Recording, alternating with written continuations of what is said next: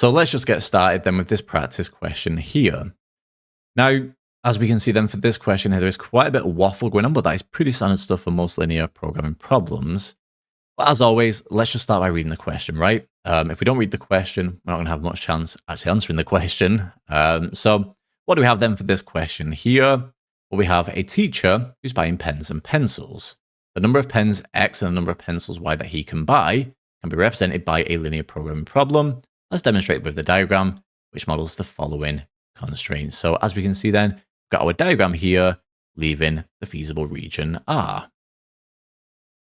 We're then told that the total cost in pence of buying the pens and pencils is given by the following. And all we want to do here then is just determine the number of pens and the number of pencils which should be bought in order to minimize the total cost. So to be honest here, pretty standard stuff, right? Basically, all it's asking us to do here is just solve this linear programming problem. Now, we can do this in one of two ways here, okay? We can either use the objective line method, or alternatively what we can do here is just test vertices near the optimal vertex, okay? Now, just going back to the diagram here, and I'll do this in a different color, we've got 4 vertices here, right, to our feasible region, as we can see then on the diagram. Now, if we're looking to minimize the total cost, as the question asks us to do here, so minimize the total cost, then in that case here, it will be either this vertex here or this vertex here as my optimal vertex. Clearly, this one here and this one here will not be the optimal vertex if we want to minimize the total cost, right? Don't forget then, if you're using the objective line method here, think about your objective line, say somewhere down here. We push that up parallel to the original objective line. What we're looking for then is the first vertex as we enter the feasible region. So it'll either be this point here or this point here. So going back to red here, I'll call this point A here. Now clearly A has coordinates of 0, 80. And if I call this point here B, well, clearly B does not have coordinates here which are integer valued. So in that case, and what I need to do here is solve some simultaneous equations, right? I need to solve this equation here, the equation of this line, and this equation here, simultaneously the equation of this line. So for this line here, that would have equation y equals 4x. So y is equal to 4x. I know this is an inequality, but I'll just write it as an equation for now, just to make my life a little bit easier. And then for this one here, that would be ax.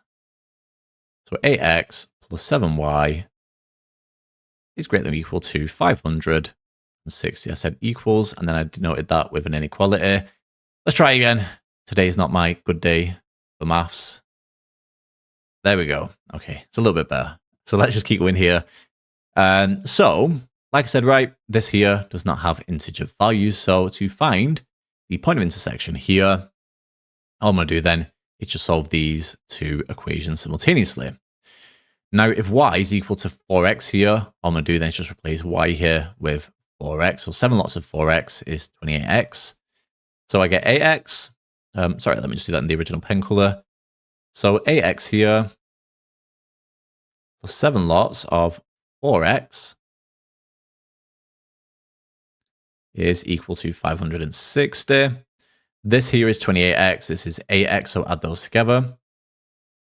And we get 36x here, which is equal to 560. And then clearly here, we just want x, right? What we do then is just divide through by 36. So 560 over 36 is just the same then as 140 over 9. Okay? And for the y coordinate here, and y is equal to, so y is just 4 lots of x. So if x is 140 over 9, y is just 4 lots of that. So in that case then, what I get here is 560 over 9. Perfect. Okay? I probably won't have quite enough room here to fit it on, but I'll give it a go anyway. So 140 over 9. And then for the y coordinate here, I'll just do it a little bit to the right. That's 560 over 9. Okay? So, like we said before, right? One of these two coordinates here, or one of these two vertices here, will be the optimal vertex. So, what I'm going to do here then is test both of these vertices here in regards to C. Okay, we want to minimize, don't forget. So let's do that here. So testing A and B. Okay, so A here has coordinates of 0, 80, and B then has these coordinates here, 140 over 9 and 560 over 9. So for A then, we'll do that to the right here. So C is equal to, so 12 lots of 0, which is just 0, plus 15 lots of 80. So 15 times 80 here. Just put this into your calculator, and if you do this correctly then, you get 1,200. Okay? And let's just repeat this process here then for B. So for B here, C is equal to 12 lots of 140 over 9. So 12 lots of 140 over 9 plus 15 lots. So 15 lots of 560 over 9. Again, just use the calculator here. And if you do this correctly, then what we get here is 3,360 over 3, which is equal to 1,120. Okay? And what that tells me here then is the optimal vertex here, if we want to minimize the total cost, will be vertex B. Okay? So B here is our optimal vertex. What I now need to do here is test vertices around B. Okay? So don't forget then, we need integer values here for the solution, right? Because I cannot buy a fraction of a pen or a pencil. So clearly, we're going to test vertices here around the optimal vertex. Okay, so let's test them.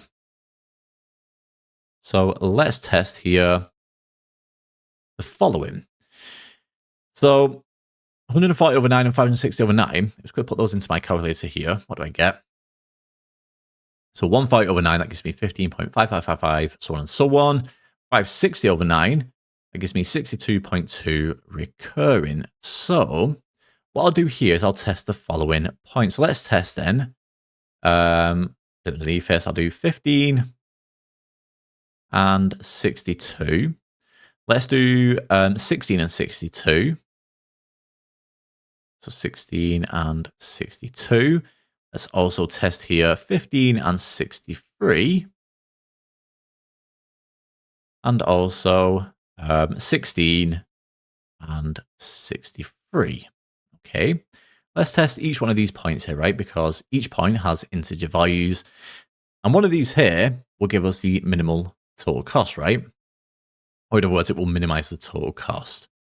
So let's start off then with 15 and 62 here. So for 50 and 62 here, now just a quick point, I should have mentioned it a little bit earlier. Don't forget, right, once I denote these points here, there is a chance that it will not satisfy the inequalities here, okay? Because I'm just picking these points, not arbitrarily, but based on what we know here for the optimal vertex. However, there is a chance here that potentially 1, 2, or maybe 3 of these points here will not satisfy the inequalities, okay? So for example then, for 15 and 62 here, I can see straight away here that this will not satisfy 8x plus 7y, okay? I'm going to put that into your calculator here. So 8 times 15 gives me 120 plus 7 lots of, what's y here, 62. What that gives me then is 554. Now clearly 554 is less than 560. So this inequality here does not hold. And by the way, why are we bothering with this inequality here? Well, that's on this line here, right? Which is 8x plus 7y is equal to 560. So it doesn't satisfy the inequality. So 50 and 62 here does not satisfy. Does not satisfy. What I'll do here is I'll number the inequalities. So 1, 2, and 3. Just save me writing down the full inequality. So it does not satisfy inequality number 2. Okay, so clearly this will not be our solution. Put across there. Let's just keep going. What about 16 and 62 here? So for 16 and 62, again, this doesn't hold here for this inequality, right? Y is greater than or equal to 4x. Times 16 by 4, I get 64. Is 62 greater than or equal to 64? Well, clearly not. So again, this does not satisfy. So it does not satisfy, in this case here, inequality number 3. Okay, so inequality number 3 there. Again, just give that a cross, right? That's not going to work. What about 15 and 63 here? So 15 and 63 does satisfy both inequalities here. So let's evaluate then C at this point, right? So C here is equal to 12 lots of 15. So 12 lots of 15 plus 15 lots of 63. Put that into your calculator, and what you should get here then is 1,125. Okay, perfect. And then what about the final point here? So 16 and 63.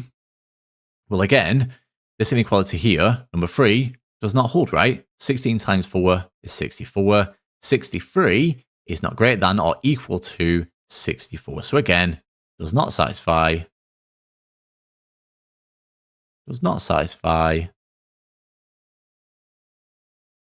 inequality number 3. Okay, perfect. So therefore then, what we should do here is give the solution in the context of this problem here, right? So x equals 15. So x equals 15 and y equals 63 is the optimal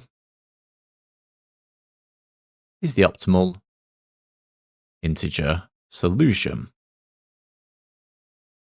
Now, clearly this here isn't in the context of the question, so let's just adapt that here then. So in that case then, what I'm going to do here, so therefore, I need to buy, so x here represents the pens, so I'm going to buy 15 pens,